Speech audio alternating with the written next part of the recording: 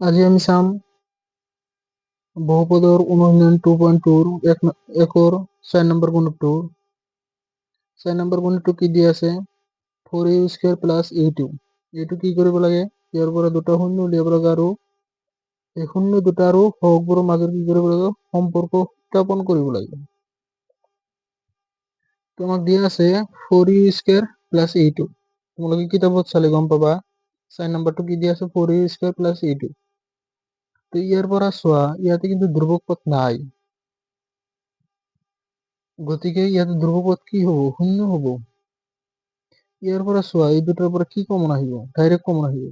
কি কমন আহিব 4u2 common আহিব।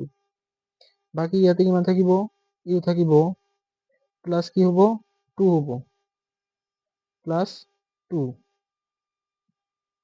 ইয়াৰ পৰা আমি দুটা শূন্য উলিয়াব পাৰিম কেনেকৈ চোৱা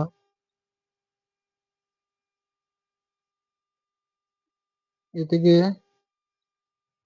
4u = কি লেখা যায় 0 লিখা যায় বা এই 4u = 0 লিখা যায় তারপর কি লিখা যায় u + 2 = 0।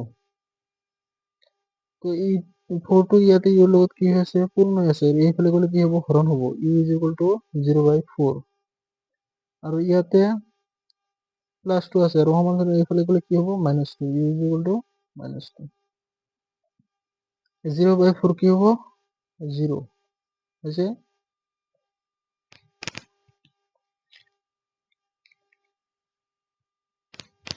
দেখা এতিয়া আমি কি লিখিম শূন্য দুটা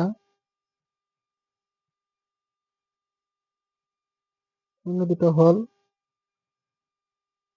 কি কি -2 আৰু 0 -2 আৰু 0। এতিয়া লিখিব লাগিব যে ই স্কয়াৰৰ সহগ কিমান আছে 4 আৰু ইউৰ সহগ কিমান আছে ইউৰ সহগ কিমান আছে 8। ধ্ৰুবক পদ মানে চোৱা 8 এৰ পিছত আৰ কিছুই নাই। ধ্ৰুবক পদ কি হ'ব তেনেহলে ধ্ৰুবক পদ কি হ'ব 0 পিছৰ মান কি 0।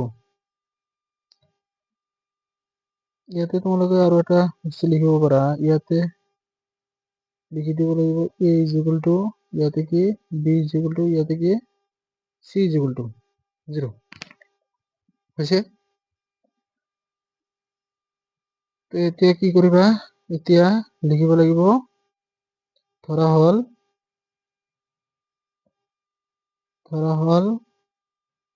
শূন্য দুটা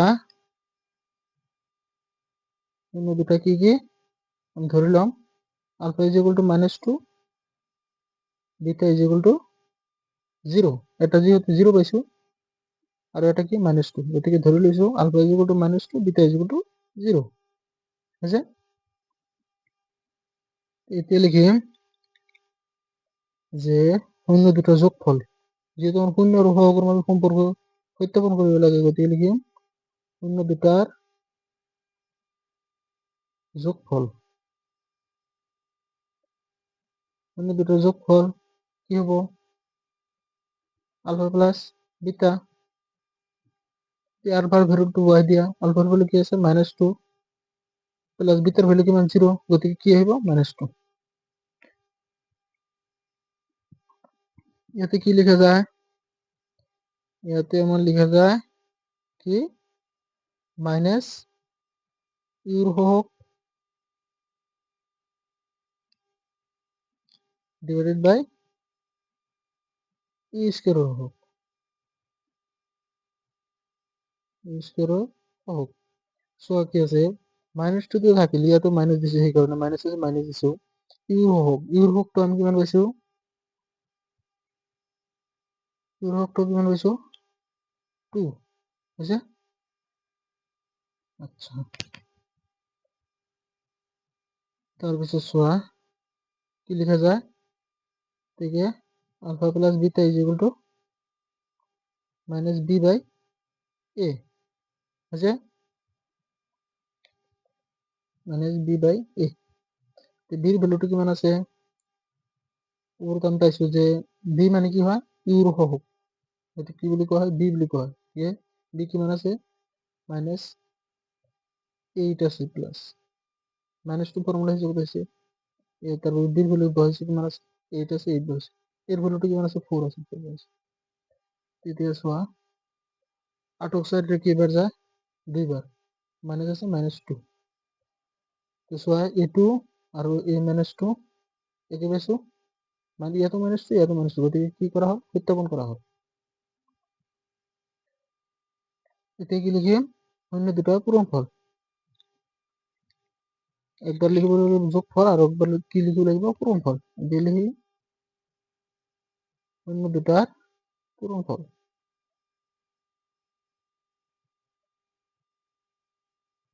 পূরণফল কি হবো, আলফা ইন্টু বিটা। তো আলফার ভ্যালুটা কিমান আছে, -2, বিটার ভ্যালু কিমান 0, গতিকে ইয়াতে কি হইব, -2 ইন্টু 0 0। আর ইয়াতে কি লেখা যায়, ধ্রুবক পদ। ধ্রুবক পদ যেহেতু আমি 0 পাইছি, সেই কারণে 0 বলেছি। গতিকে ইয়াতে কি লেখা যায়, ধ্রুবক পদ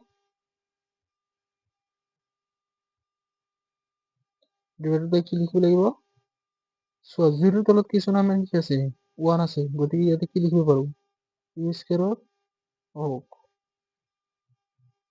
আছে এখানে। নেক্সট সোয়া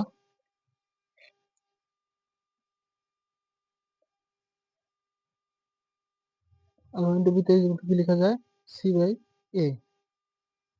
সির ভ্যালুটা আমি কেমন পাইছি 0, আর এর ভ্যালুটো কিমান 4, গতিকে কিমান হবো, 0 হবো।